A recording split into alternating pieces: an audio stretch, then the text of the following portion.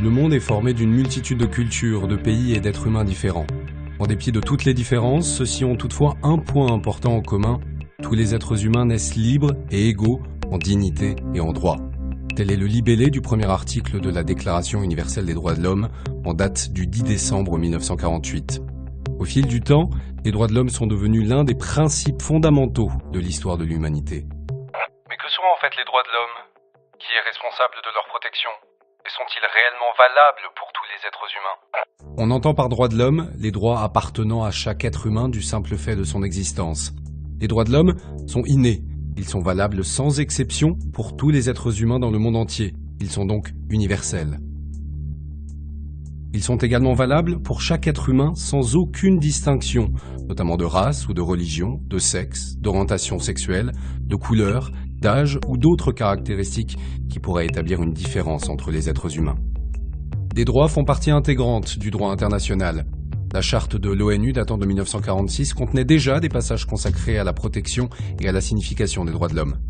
La Déclaration universelle des droits de l'homme adoptée par l'ONU en 1948 fut la première véritable convention internationale conclue en la matière. L'ONU adopta en 1966 deux autres pactes internationaux, dont le premier se rapporte aux droits civiques et politiques et le second aux droits économiques, sociaux et culturels. Ensemble, tous ces instruments forment ce qu'on appelle la Charte internationale des droits de l'homme. Ils constituent le principal fondement juridique des droits de l'homme. À cela s'ajoute toute une série de conventions de l'ONU s'appliquant à des domaines spécifiques des droits de l'homme. Exemple, la Convention de Genève relative au statut des réfugiés, la Convention sur les droits des enfants, la Convention contre la torture et la Convention relative aux droits des personnes handicapées. Mais quels sont les différents droits de l'homme consignés dans ces pactes? On classe souvent les droits de l'homme en 3 générations ou dimensions. La première dimension, les libertés politiques et civiles classiques. Il s'agit par exemple du droit à la vie et à l'intégrité corporelle, l'interdiction de l'esclavage et du travail forcé, la protection contre la torture, la liberté d'opinion, la liberté de conscience et de religion, une large interdiction de la discrimination, ainsi que le droit de vote. La deuxième dimension, les droits de l'homme économiques, sociaux et culturels à l'instar du droit au travail et à une rémunération appropriée, le droit de créer un syndicat, l'égalité des sexes, la protection de la famille, des femmes enceintes, des mères et des enfants, le droit à un niveau de vie approprié, y compris à une alimentation adéquate, le droit de jouir du meilleur état de santé possible, le droit à l'éducation ou le droit de prendre part à une vie culturelle. Les droits relevant de la troisième dimension sont sur les droits de groupe, par exemple le droit à l'autodétermination, le droit au développement, le droit à un environnement propre ou le droit à la paix. Le caractère indivisible des droits de l'homme est un principe important. Cela veut dire qu'on ne peut établir un ordre de priorité entre les droits de l'homme politiques, économiques, sociaux et culturels. Ces droits ne peuvent être mis en œuvre que conjointement. La mise en œuvre des libertés politiques et civiles est subordonnée à l'octroi des droits économiques, sociaux et culturels et réciproquement. Et qui s'occupe en fait de l'application et du respect des droits de l'homme? Ce sont les États qui sont les premiers responsables de l'octroi des droits de l'homme. Ils ont le devoir de s'abstenir de commettre des violations des droits de l'homme. Ils sont tenus de les protéger contre les atteintes perpétrées par des tiers. De plus, ils doivent créer les conditions permettant l'entière mise en œuvre des droits de l'homme là où ces conditions font encore défaut. Le principal organe de l'ONU compétent en la matière est le Conseil des droits de l'homme, un groupe de 47 États basé à Genève. Il procède à un contrôle régulier de la situation des droits de l'homme dans l'ensemble des pays membres de l'ONU. Il peut également dépêcher des experts indépendants, rapporteurs spéciaux, dans certains pays.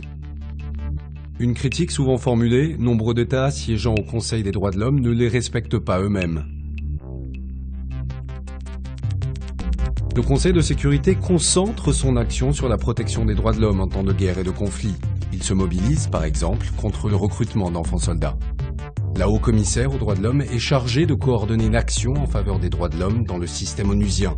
Elle possède de nombreux bureaux nationaux dans le monde entier et peut détacher des experts des droits de l'homme dans les opérations de maintien de paix de l'ONU.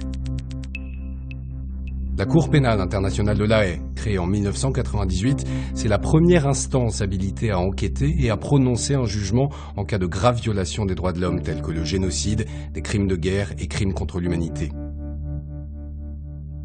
Ces possibilités restent limitées car elles ne bénéficient pas encore du soutien de certains États importants comme les États-Unis ou la Chine. Néanmoins, un premier pas important a été fait. Les criminels de guerre ne peuvent plus être sûrs de s'en tirer en toute impunité.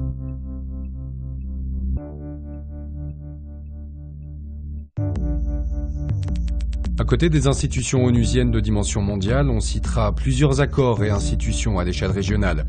La Convention européenne des droits de l'homme et la Cour européenne des droits de l'homme à Strasbourg. La Charte africaine des droits de l'homme et des peuples. La Convention américaine relative aux droits de l'homme. Un rôle particulièrement important revient à la société civile. Des organisations non gouvernementales comme Amnesty International ou Human Rights Watch surveillent le respect des droits de l'homme et signalent les cas de violation dans le monde entier.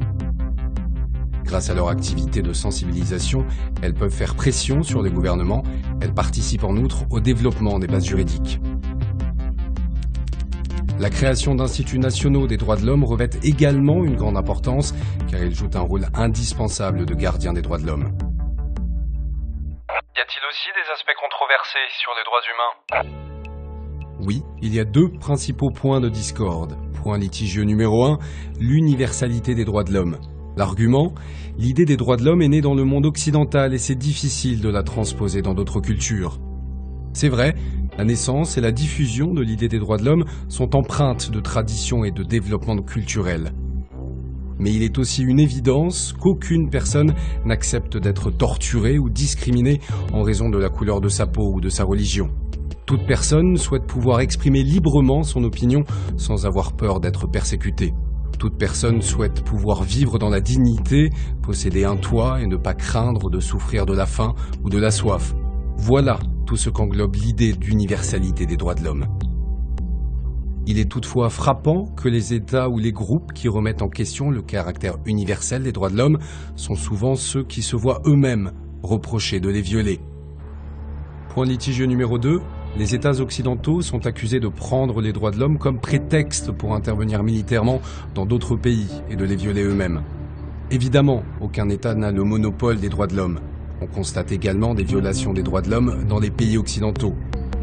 Prenons l'exemple des mesures mises en place au lendemain des attentats du 11 septembre 2001 et qui violent d'une certaine façon les droits de l'homme. Elles sont justifiées la plupart du temps par les impératifs de la lutte contre le terrorisme. Comme nous le voyons, les droits de l'homme sont des droits très précieux. Toute personne humaine en jouit de manière égale. Les États doivent placer la protection et le respect de ces droits au cœur de leur action politique. Car toute politique doit être conçue en fonction de l'homme et servir ses intérêts. Ce n'est pas l'homme qui est au service de l'État, c'est l'État qui est au service de l'homme. Il ne faut jamais cesser de s'investir dans la lutte et dans la défense des droits de l'homme. Dans le long terme, nous ne pourrons vivre dans la paix et dans la stabilité que si nous respectons les droits de l'homme.